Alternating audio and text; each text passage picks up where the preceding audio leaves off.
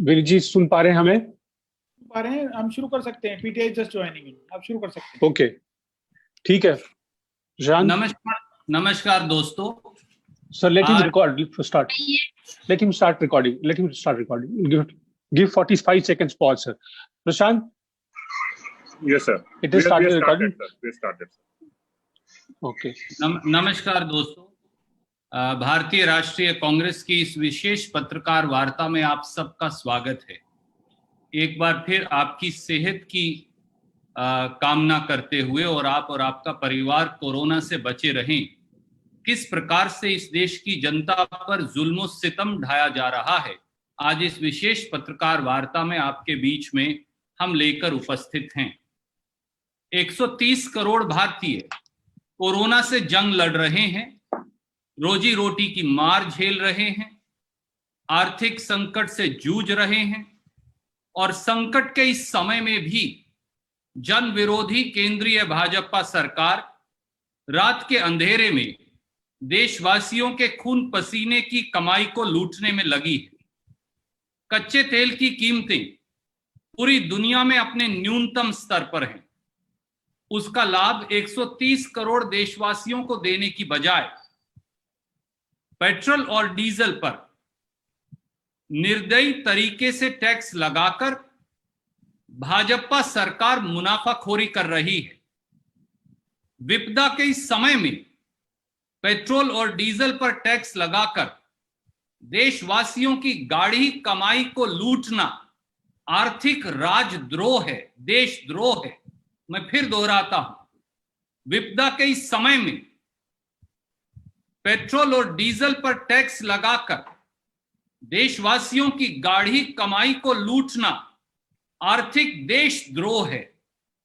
Corona महामारी व गंभीर संकट के इस काल में पूरी दुनिया की सरकारें जनता की जेब में पैसा डाल रही हैं, पर इसके विपरीत केंद्रीय भाजपा सरकार देशवासियों से मुनाफाखोरी व जबरन वसूली की हर रोज एक नई मिसाल पेश कर रही है। देश की जनता का खून चूसकर अपना खजाना भरना कहां तक सही या तर्क संगत है?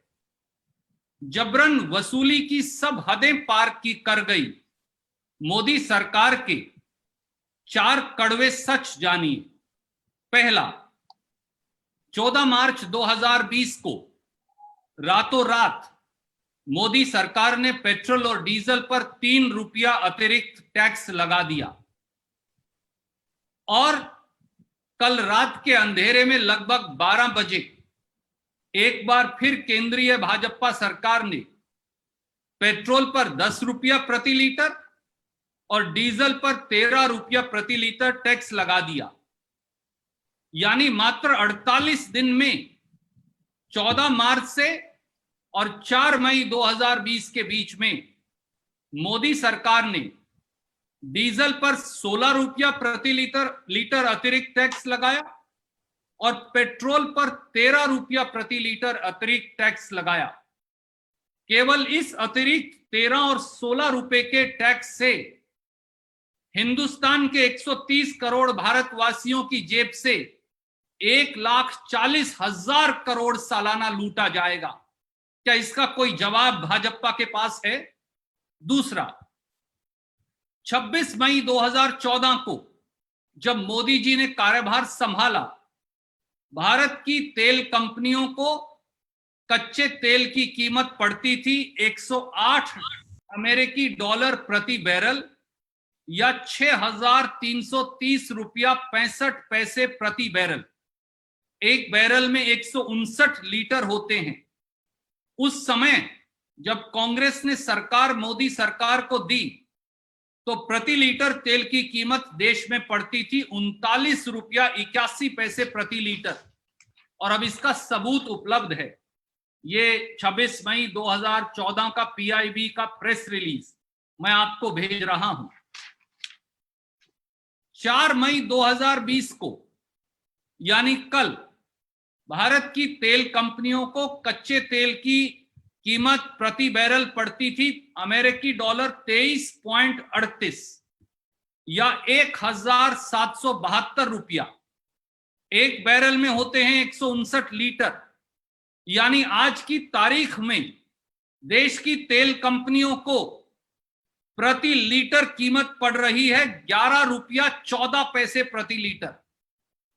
तो फिर देशवासियों को 11 रुपया 14 पैसे प्रति लीटर वाला तेल, 71 रुपया 26 पैसे प्रति लीटर पेट्रोल व 69 रुपया 39 पैसे प्रति लीटर डीजल के हिसाब से क्यों बेचा जा रहा है?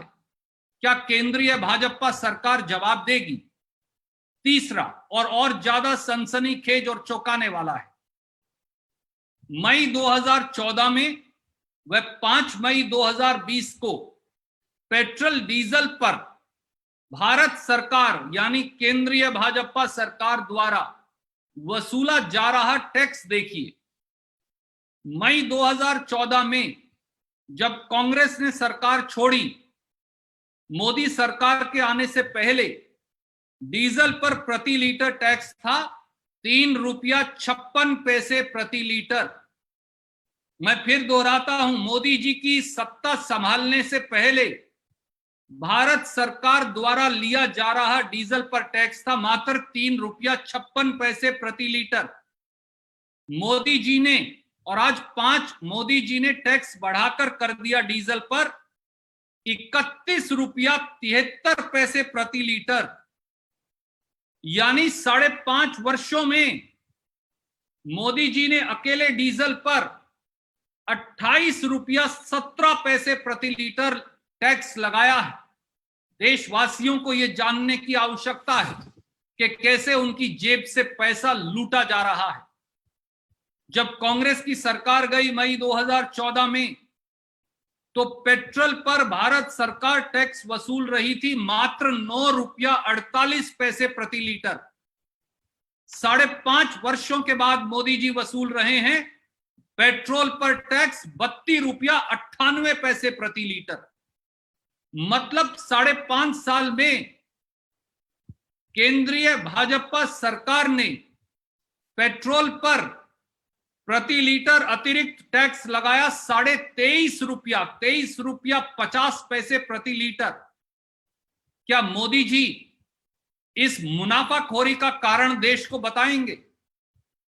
और चौथा, और ये और ज्यादा चौंकाने वाला तथ्य है, और ये सारी डिटेल्स भी मैं आपको भेज रहा हूं। चौथा तथ्य और चौंकाने वाला है। साल 2014-15 से साल 2019-20 यानी 6 साल के मोदी सरकार, केंद्रीय भाजपा सरकार के कार्यकाल में 12 बार पेट्रोल और डीजल पर टैक्स बढ़ाकर 17 लाख करोड़ रुपए की वसूली की गई है। और ये दोस्तों राजनीतिक आंकड़ा नहीं, ये भारत सरकार का कागज है जो ये दर्शाता है कि वसूली 17 लाख करोड़ रुपया है। मैं भारत सरकार का कागज आपको भेज रहा हूं। 17 लाख करोड़ रुपया 6 साल में माननीय नरेंद्र मोदी जी और उनकी सरकार वसूल चुके हैं। ये जबरन वसूली का पैसा कहां गया और जनता को राहत क्यों नहीं मिली? 130 करोड़ देशवासियों की ओर से हम मांग करते हैं कि देश के प्रधानमंत्री श्री नरेंद्र मोदी सामने आए और देश को जवाब दें। धन्यवाद। कोई प्रश्न आप पूछना चाहें तो स्वागत है। प्रणव जी आप कोऑर्डिनेट करिएगा, पूछिए। सर अगर आप थोड़ा सा रिपीट कर दें इंग्लिश में, सिर्फ छोटा सा brief. Friends, to put it very, very briefly in English, the entire nation and its 130 crore people are fighting the corona pandemic today. The poor migrant laborers and workers, the shopkeepers, the farmers, the small and medium businesses are virtually penniless. They are struggling for every single rupee. Yet, this draconian government is fleecing 130 crore Indians by raising insurmountable taxes on petrol and diesel. in times of this corona pandemic, as also the economic crisis that prevails across India, to fleece people of India in this fashion is economically anti-national. The manner and fashion in which the illegal and forcible recovery is being made from people of India is an example in itself, which has shocked the conscience of each one of us. And I will very briefly state 4 points. Number one, on 14th of March 2020, in the middle of the night, Modi ji increased tax on petrol and diesel by 3 rupees per litre. Yesterday, again in the middle of the night at about 12 at night, taxes on petrol were raised by rupees 10 per litre and on diesel by rupees 13 per litre. That means in 48 days, between 14th March to 4th of May 2020, Modi ji has increased tax on diesel by rupees 16 per litre and on petrol by rupees 13 per litre. This increase by itself will lead to a recovery of rupees 1,40,000 crore annually from people of India. Will anybody explain the logic or rationale behind it?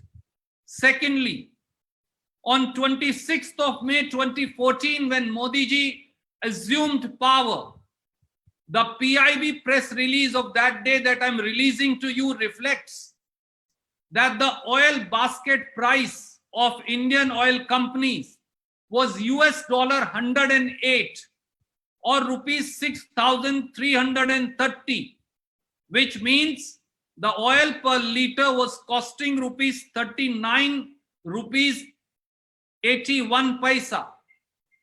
As on 4th of May 2020, and I'm releasing the evidence of oil companies to you, as on 4th of May 2020, the oil basket for Indian oil companies is $23.38 per barrel or rupees 1,772 per barrel. We all know that one barrel has 159 liters. That means the cost per litre today is rupees 11.14 paisa per litre.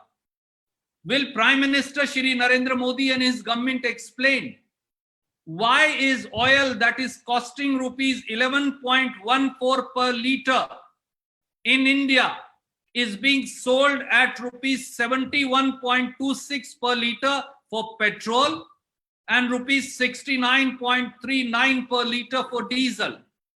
Thirdly, Modi ji has increased tax on diesel in 5.5 years that he has been in power by rupees 28.17 paisa per litre, and he has increased taxes on petrol in 5.5 years by rupees 23.50 per litre.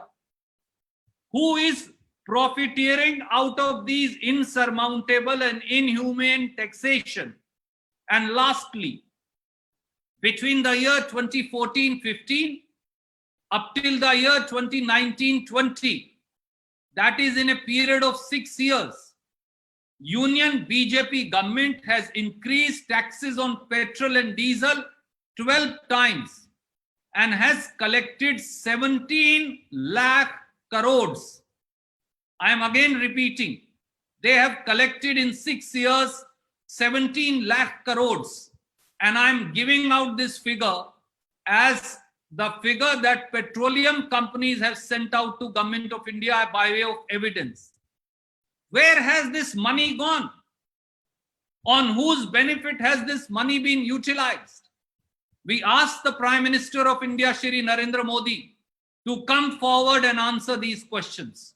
We'll take questions now. Thank you. Sir, हम suo motu से शुरू करेंगे. पहला request आया है जैनेन्द्र का IBP से. जैनेन्द्र, सवाल पूछिए.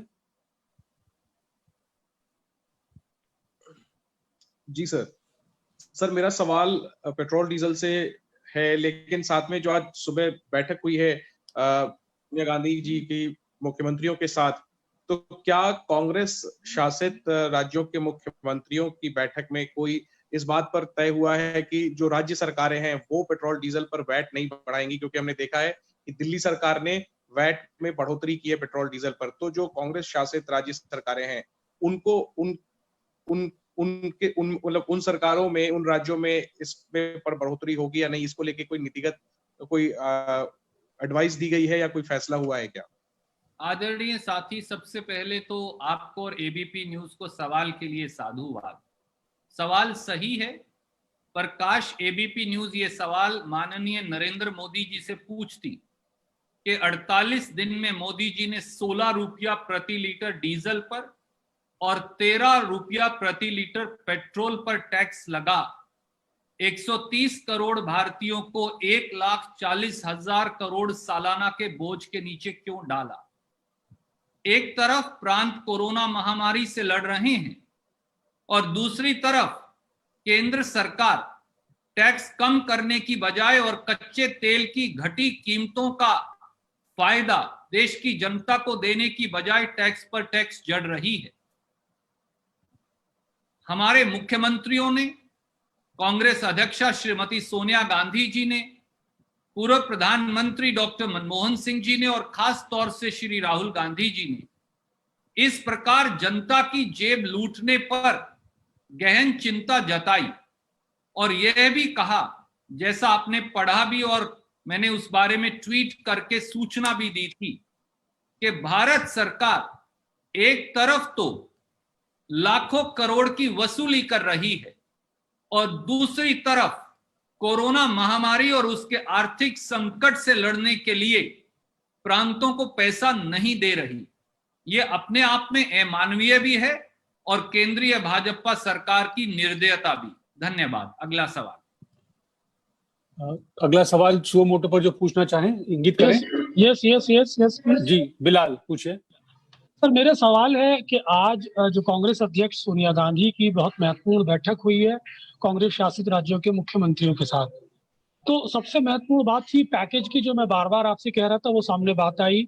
आज बहुत मुखर होके वो साथ बात मैंने कांग्रेस अध्यक्ष से रखी और जो आज तेवर कांग्रेस के आज जो दिखाई दे रहे हैं, क्या लगता है कि अब कांग्रेस एक विपक्ष की संपूर्ण भूमिका में नजर आएगी? आदरणीय साथी, बात बड़ी सीधी है। मोदी जी से हम यही कहेंगे, तू इधर उधर की बात ना कर, ये बता कि कारवां कैसे लूटा। आप 16 रुपया डीजल पर टैक्स लगाएंगे 48 दिन में, 13 रुपया पेट्रोल पर टैक्स लगाएंगे 48 दिन में, जनता की जेब से 1,40,000 करोड़ रुपया 48 दिन में ही निकाल लेंगे, 5.5 साल में 17 लाख करोड़ लूट लेंगे और जनता को राहत नहीं देंगे, उल्टा टैक्सों का बोझ ला देंगे, तो विपक्ष तो सवाल पूछेगा ही। इसीलिए हमारे प्रांतों के मुख्यमंत्रियों ने बार बार कहा, कोरोना की महामारी और आर्थिक संकट से लड़ाई कहां लड़ी जाएगी? क्या दिल्ली की राज सत्ता की अट्टालिकाओं में लड़ी जाएगी या फिर गांव, कस्बे, शहरों में लड़ी जाएगी? अगर लड़ाई प्रांत लड़ रहे हैं तो भारत सरकार जनता से जो पैसा वसूल रही है और केंद्रीय बजट में जो 30 लाख करोड़ रुपया खर्चे का है, वो प्रांतों को क्यों नहीं दे रही? आप कह रहे हैं प्रांतों को कि वो कर्ज लें, कर्ज तो प्रांत ले ही सकते हैं। एक तरफ कोरोना और आर्थिक संकट की मार प्रांत झेल रहे हैं और दूसरी तरफ मोदी सरकार की अनदेखी की। ये केवल कांग्रेस शासित प्रदेशों तक सीमित नहीं, हर प्रांत की यही व्यथा और दुर्दशा है।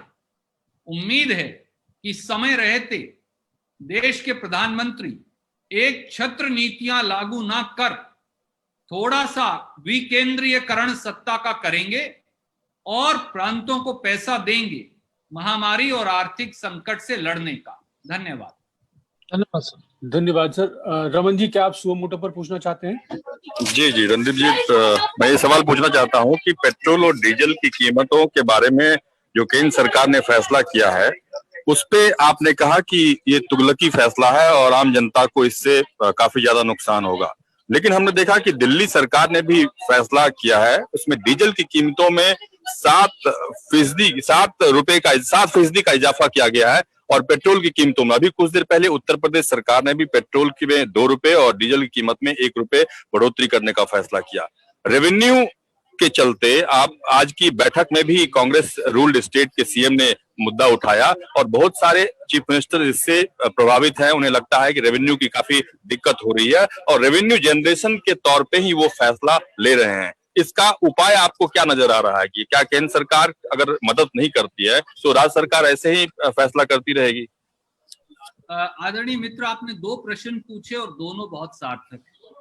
पहला, केंद्रीय भाजपा सरकार द्वारा लिया गया 13 रुपया और 16 रुपया पेट्रोल और डीजल पर टैक्स लगाने का निर्णय केवल तुगलकी फरमान नहीं, मैं ये कहूंगा कि कोरोना महामारी के समय जब जनता एक एक पैसे के लिए जूझ रही है, उनकी जेब से 1,40,000 करोड़ सालाना लूटना आर्थिक देशद्रोह है।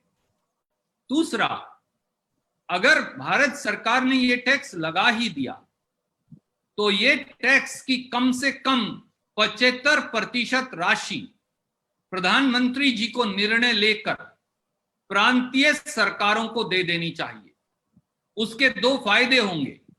प्रांतीय सरकारें टैक्स लगाने के लिए मजबूर नहीं होंगी और दूसरा, प्रांतीय सरकारों को कोरोना महामारी और आर्थिक संकट से लड़ने के लिए पैसा मिलेगा। पर सवाल यह है कि क्या केंद्रीय भाजपा सरकार जनहित में, राष्ट्रहित में ये निर्णय ले पाएगी? धन्यवाद। Thank you sir. आपकी अनुमति हो तो हम अन्य प्रश्नों के लिए ओपन करते हैं। संजीव जी। पीटीआई से पूछना चाहते हैं पहला सवाल। जी संजीव जी, नमस्कार। Thank you, Pranav ji. Namaskar, Randeep ji. I just wanted to know that in the meeting of chief ministers with the Congress president in the morning, many chief ministers raised the issue of financial strain on them and their lack of resources that they are facing. So, and Dr. Manmohan Singh has also pointed out to the exit strategy. The government should lay out an exit strategy from the lockdown. So I just wanted to know whether any decision on the way forward by Congress-ruled state governments has been taken at this meeting, both on the count of the opening of the lockdown as well as on the financial stress that they're facing. There are 2 or 3 important takeaways from the conversation of the chief ministers of Congress-ruled states with the Congress President Shrimati Sonia Gandhi, Dr. Manmohan Singh and Rahul Gandhi ji today. Firstly, all the states were unanimous in pointing out that Government of India is pushing the states towards fiscal distress by not announcing and allocating resources to fight COVID-19, as also to fight the economic crisis that is looming large around across cities, towns and the villages of India. This is true not only for Congress-ruled states, but is also true for rest of the states in the country, some of which may not speak up on account of them belonging to the Bharatiya Janata Party or the pressure of the central government. Secondly, the states, as also people of India, want to know what after lockdown 3.0, what is the objective as also the achievables of lockdown 3.0 up to 17th of May 2020, not only in terms of testing, not only in terms of rapid testing kits of quantifiable quality, not only in terms of availability of personal protection equipments, but also in terms of reaching out to different vulnerable sections of the society, as also reviving our industry and economy per se. There seems to be neither a roadmap nor an exit strategy. Was that the reason why Prime Minister chose not to come forward and announce lockdown 3.0? But the concern is, will now there be a lockdown 4.0 and 5.0? And when will it finally end? And when will life really begin in a safe fashion? Prime Minister Shri Narendra Modi and his government need to give answers to these questions. And finally, the chief ministers were of the opinion that they will once again write to the Prime Minister and ask for financial assistance to be shared with the states so that the fight can be fought jointly, with center leading the fight and the states being the executing partners on the ground. Thank you sir. अगला सवाल सिद्धार्थ का ANI से। सिद्धार्थ सवाल पूछिए। नमस्कार sir. हालांकि मेरे सवाल का काफी हद तक जवाब मेरे को मिल गया, मैं चाहूंगा आप उसको हिंदी में भी रिपीट कर दें। दूसरा, मैं एक एड ऑन करना चाहूंगा कि कांग्रेस शासित राज्य नहीं और भी राज्य जीएसटी शेयर के लिए पहले से कह रहे हैं, और आप एक महीने भर पहले से, जब से शुरुआत हुई है, कांग्रेस शासित राज्यों के मुख्यमंत्री जीएसटी शेयर की बात कर रहे हैं। वो तो अभी तक नहीं मिला, और जो शेयर कोरोना के से रिलीफ मिलना चाहिए, जो फाइनेंस पैकेज की आप बात कर रहे हैं, वो भी नहीं मिल रहा है। ऐसे में कांग्रेस के पास विकल्प क्या है? अब आप लोगों के पास विकल्प क्या है? क्योंकि और क्यों आपको लग रहा है कि सरकार अब तक अपनी मुट्ठी नहीं खोल रही? सवाल होना चाहिए कि जब प्रधानमंत्री और भारत सरकार प्रांतों को आर्थिक राहत पैकेज नहीं दे रहे, तो देश के पास विकल्प क्या है? कांग्रेस देश का एक छोटा सा हिस्सा है और हम देश की आवाज को प्रतिबिंबित करने और बुलंद करने का काम करते हैं।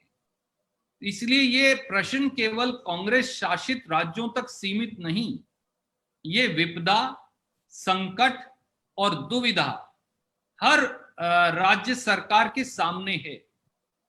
एक तरफ कोरोना महामारी की मार, दूसरी तरफ व्यापक आर्थिक संकट, और तीसरी तरफ मोदी जी एक पाई भी प्रांतों को हस्तांतरित नहीं कर रहे।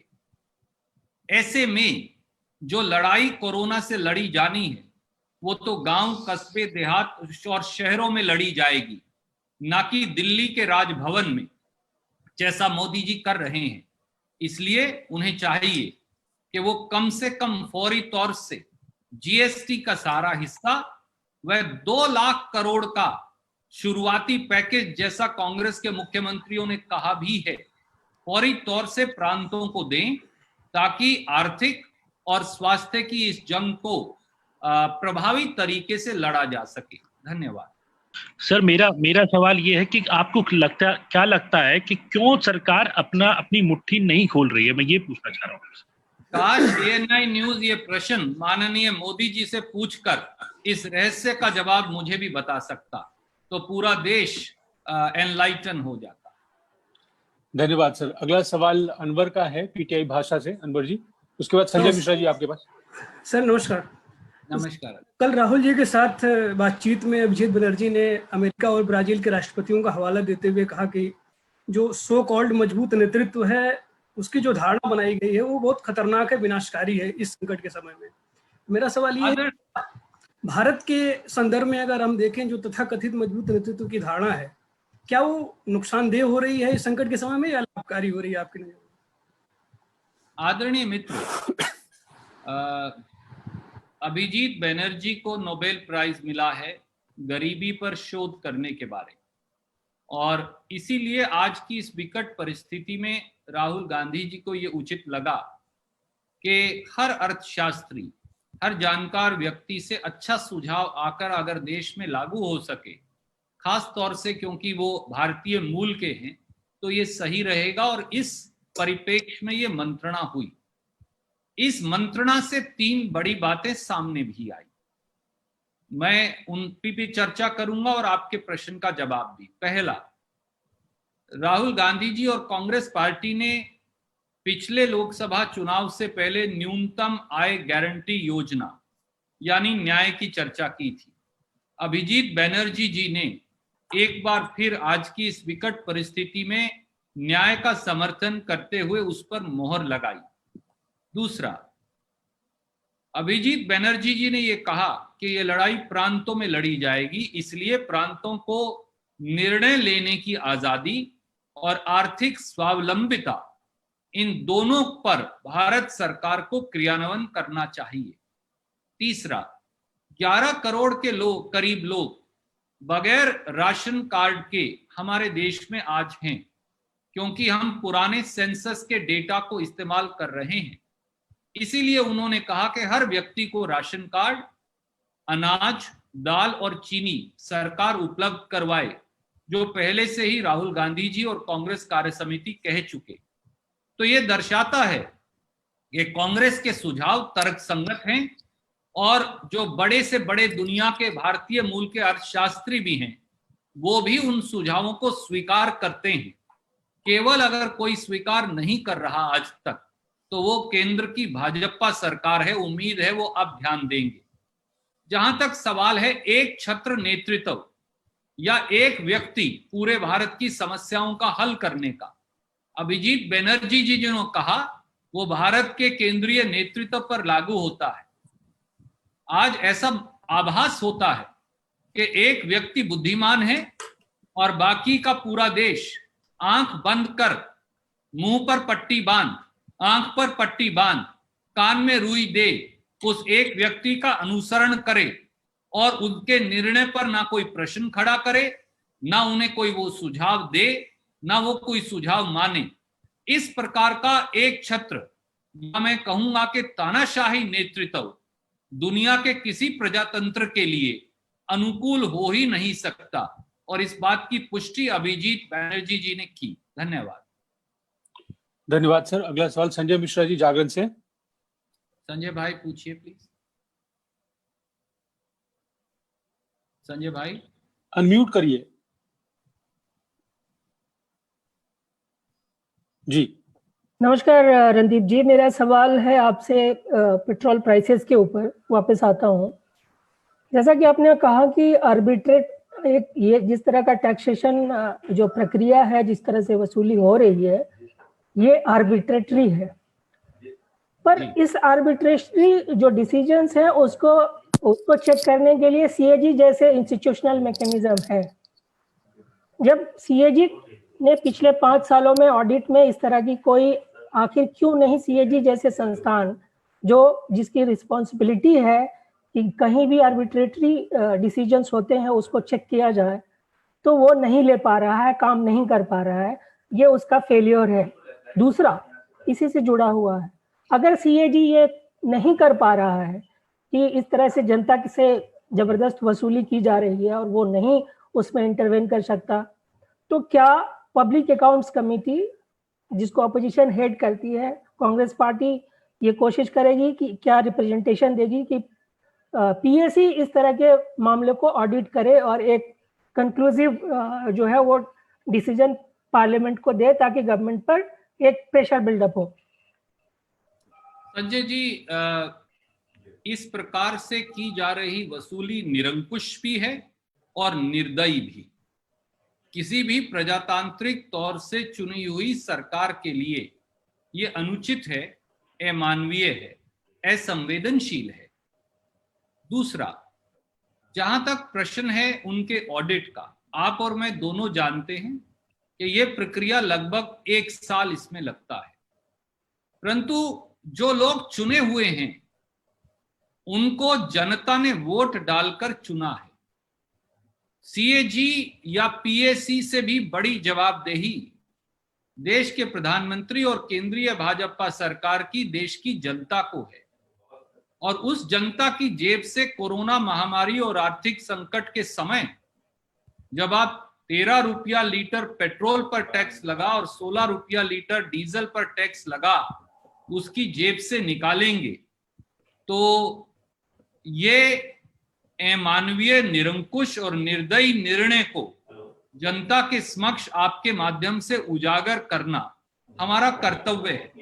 रही बात पब्लिक अकाउंट्स कमेटी की, ये एक सार्थक सुझाव है और मैं पब्लिक अकाउंट्स कमेटी के हमारे साथियों को अवश्य ये कहूंगा कि इसका एक कॉम्प्रिहेंसिव ऑडिट करें, पर आज जो घाव दिया जा रहा है उस पर मरहम लगाने की बात है, परंतु मरहम लगाने वाला ही घाव दे तो बचाव कौन करेगा, सवाल ये। धन्यवाद। Can we conclude, Pranav ji?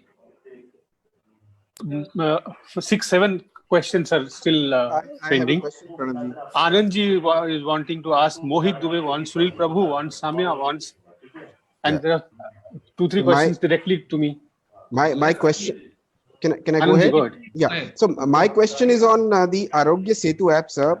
Yesterday also the government has come up with an explanation, but the experts are saying that the data security and privacy issues still remain. And some states like Uttar Pradesh are using the DMA, the Disaster Management Act, to pressurize and terrorize the people to download the app, saying that if they found not on the app, then they can be arrested as well. What do you think about this? Anand ji, first of all let एक minute, sorry sir, Aarogya Setu में ही जो labour class के लोग हैं वो लोग Aarogya Setu apps download नहीं कर पाएंगे क्योंकि उनके पास हाई रेजोल्यूशन का और हाई एक रेस का मोबाइल नहीं है, स्मार्टफोन में एंड्रॉइड और आईओएस के लिए स्मार्टफोन नहीं जी, स्मार्टफोन नहीं है। Yes, compliment both Aaj Tak, India Today, ABP, and many other of our channels, including NDTV, for raising the issue of privacy of citizens in the most effective fashion. Let me answer your question in two parts. Firstly, a leading ethical hacker yesterday pointed out serious privacy flaws in the Arogya Setu app.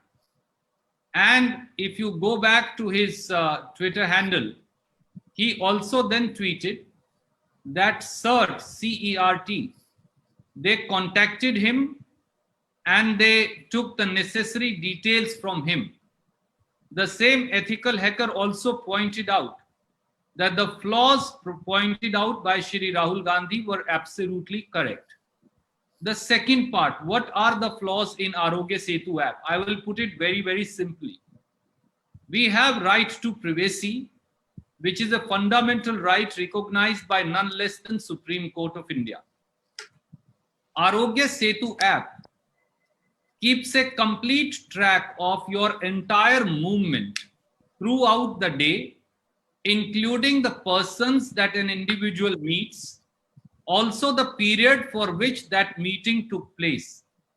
That means it's as if you have a surveillance camera on your head, which is telling the app as also app's operators, where are you going, who are you meeting, and for how long are you meeting.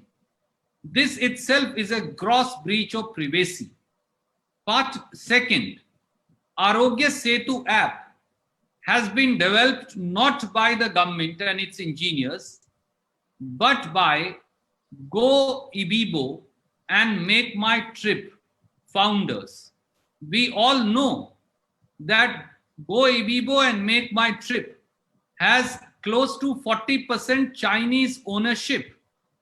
How are you, as now this app is also being operated finally by private operators. How are you so sure that privacy cannot be breached then? Question number 3. The app has a back-end human interface. So somebody can be described as red, orange, or green by way of human interface at the back end.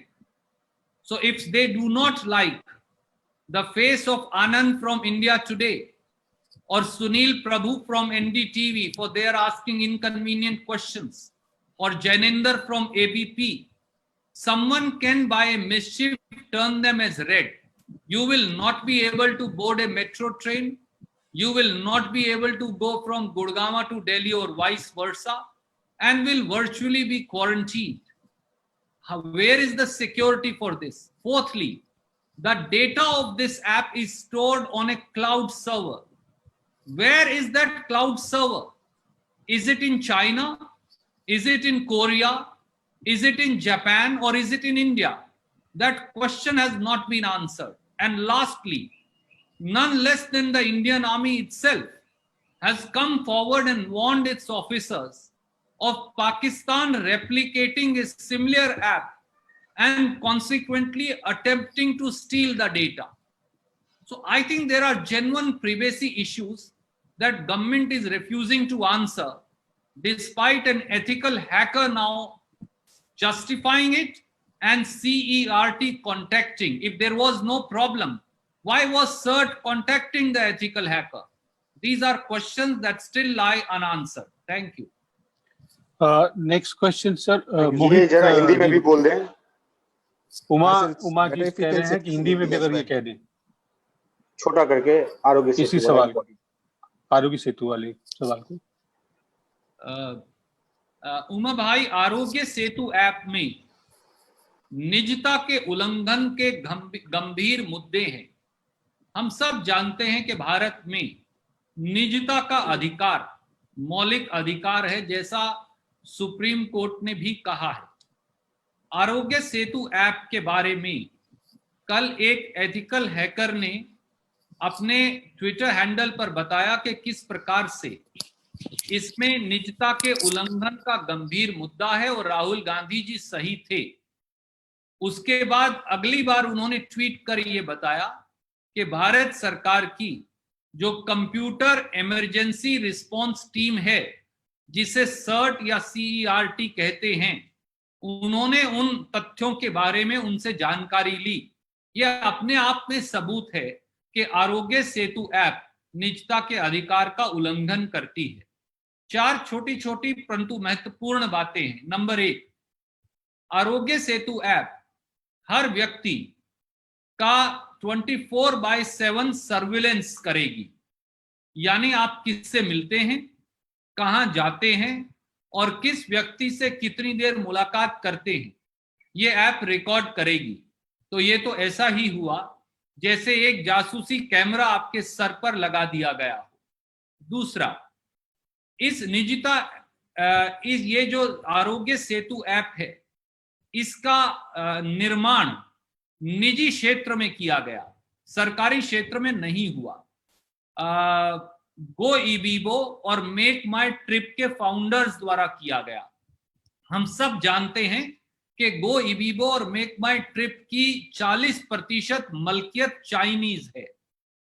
तो और इसका जो backend operation है वो भी private हाथों में है. तो ऐसे में व्यक्ति की निजता को किस प्रकार से उल्लंघन नहीं होगा, ये कौन सुनिश्चित करेगा. तीसरा, इस ऐप में बैकएंड पर ह्यूमन इंटरफेस है. यानी अगर आप असुविधाजनक हैं तो कोई शरारतपूर्ण तरीके से आपको रेड मार्क कर सकता है. अगर कोई पत्रकार या कोई और व्यक्ति असुविधाजनक हो या सवाल सरकार से पूछता हो और अगर उसे रेड मार्क कर दिया गया तो उसके बाद ना आप बस या ट्रेन में चढ़ सकते, ना आप सफर कर सकते, ना बॉर्डर क्रॉस कर सकते. एक तरह से आप बंधक बन जाएंगे, क्वारंटीन हो जाएंगे. चौथा, ये क्लाउड सर्वर में जहां डेटा इकट्ठा होगा, ये कहां है भारत सरकार नहीं बता रही. ये चीन में है, कोरिया में है, जापान में है या भारत में है. और पांचवा और महत्वपूर्ण, हमारी फौज ने खुद इस प्रकार की ऐप पाकिस्तान की ISI द्वारा बनाकर हमारे फौजियों का डेटा चुराने के बारे हमारी फौज के अधिकारियों को आगाह किया है. इन बातों का कोई जवाब आज तक भारत सरकार ने नहीं दिया. धन्यवाद. Can we conclude, Pranav ji now? There is Mohit, there is Sunil Prabhu, and couple of written questions, sir. If you can quickly club the questions. Mohit. Okay, Mohit ji, go ahead.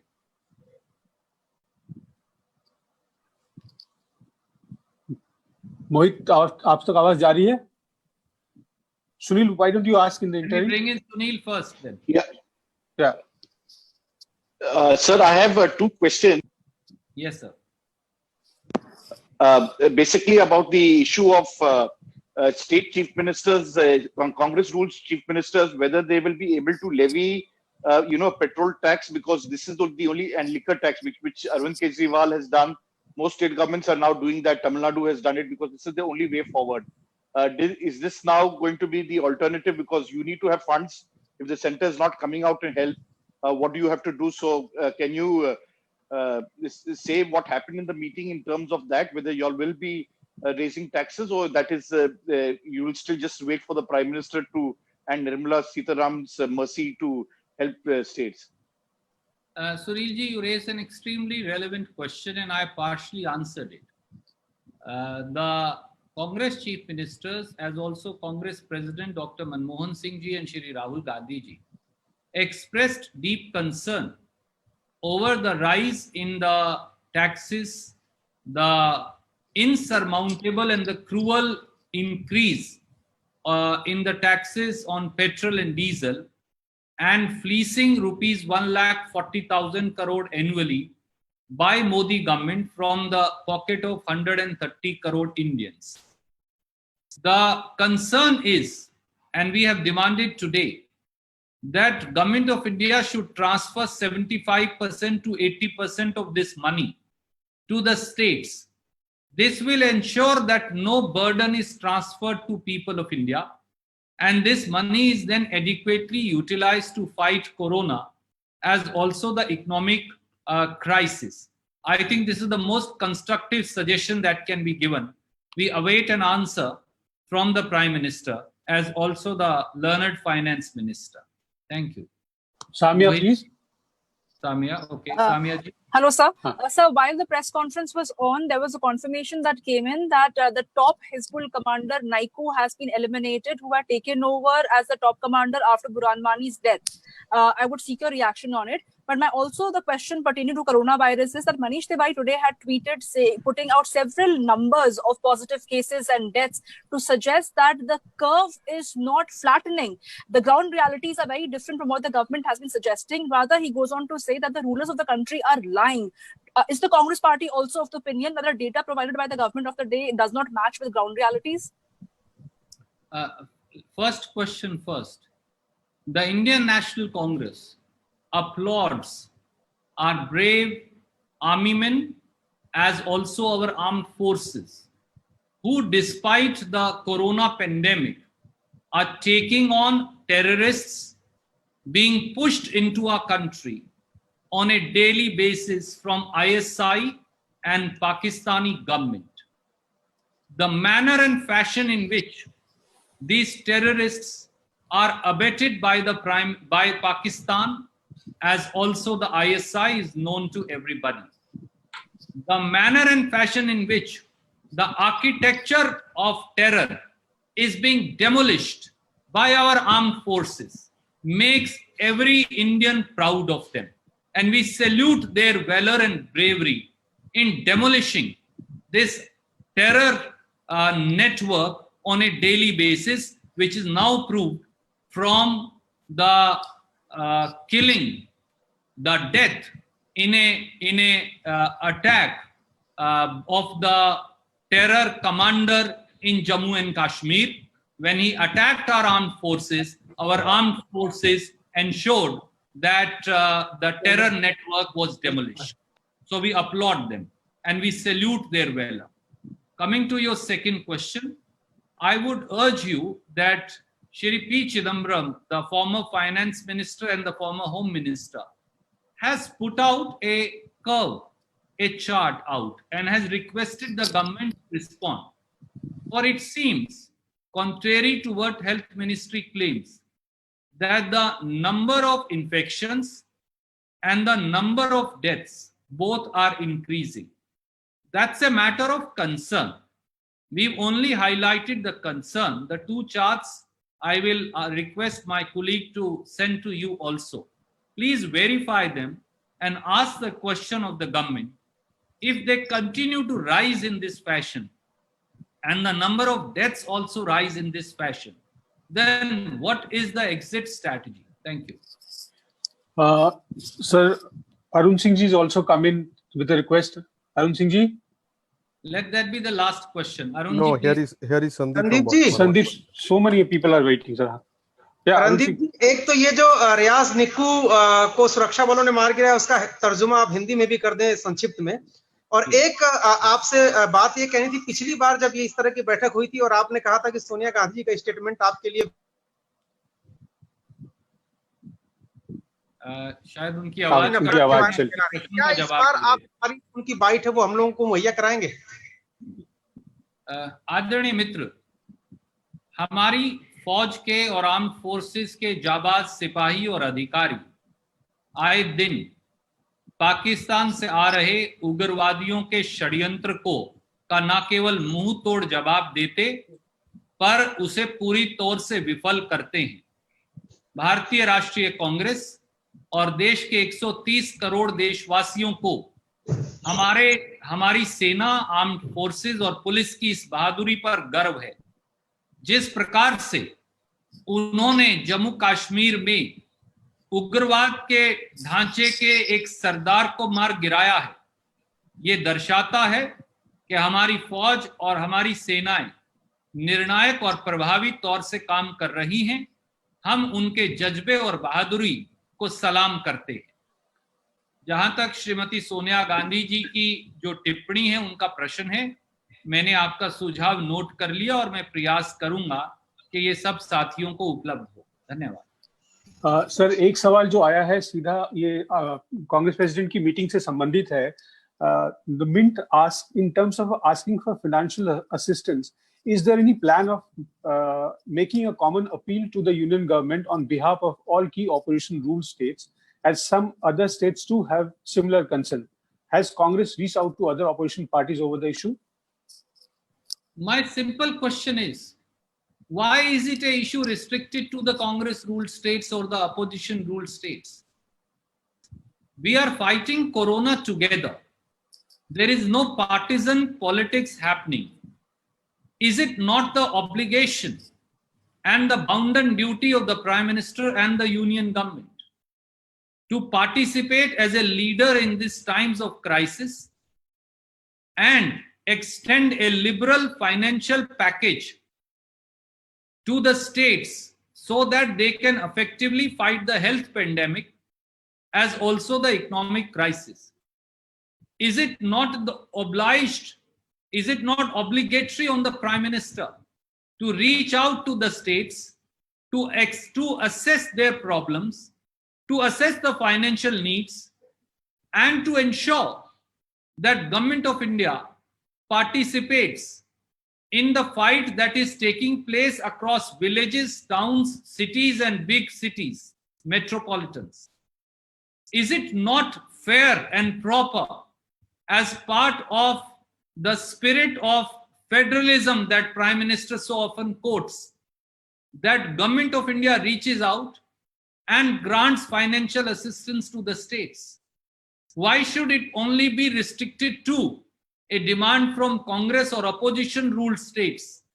Just because BJP chief ministers are scared of pointing out the obvious to the Prime Minister, Prime Minister should be liberal hearted, as also be conscious of his duty to extend financial assistance to each and every state, bereft of any political partisanship. Thank you. Sir, जो साथी रह गए वो प्रीति रह गई, अशरफ काजमी रह गए, snake कमल रह गए, संदीप स्वर्णकार रह गए। सर, मेरा क्वेश्चन इंटरेस्टिंग है। Now it has to be the last question. I have one more meeting. जो हाँ, अगर सब लोग क्लब कर लें अपने सवाल अगर सिमिलर नहीं, मेरा क्वेश्चन मैडम सोनिया गांधी जी जो बार बार ये चिट्ठी भी लिखा है कि इस समय फ्री रेशन देना चाहिए, और कल राहुल गांधी जी और अभिजीत बनर्जी के कॉन्वर्सेशन में भी ये सामने आया। गवर्नमेंट ऑफ इंडिया के पास ऑफिशियली बोल रहा है कि 630 lakh metric ton food grain अभी एफसीआई गोडाउन में है, लेकिन वो जो एनएफएसए में है उसके अलावा बाकी 21 और 22 रुपया किलो के हिसाब से ओपन मार्केट सेल्स स्कीम में स्टेट्स को बेचना चाहते हैं। तो आपको ये नहीं लगता है कि इस समय पूरा फ्री देना चाहिए? आज मुनाफाखोरी का समय नहीं, आज जनता को राहत देने का समय है, और मोदी सरकार को चाहिए कि मुनाफाखोरी और वसूली वो प्रांतों से हो या जनता से हो, ये बंद कर राशन की ये सुविधा जैसा कांग्रेस अध्यक्ष, कांग्रेस कार्य समिति और राहुल जी ने कहा है, और कल भी ये बड़े बड़े हमारे अर्थशास्त्रियों ने कहा है कि ये सुविधा फ्री ऑफ कॉस्ट दें। धन्यवाद। Thank you sir. मेरे ख्याल से अगले मौके पर बाकी साथियों को हम मौका देंगे। बहुत बहुत शुक्रिया। आप सबको शुभकामनाएं और सुरक्षित रहें, परिवार भी सुरक्षित रहे, ऐसी भारतीय राष्ट्रीय कांग्रेस की ओर से हमारी कामना है।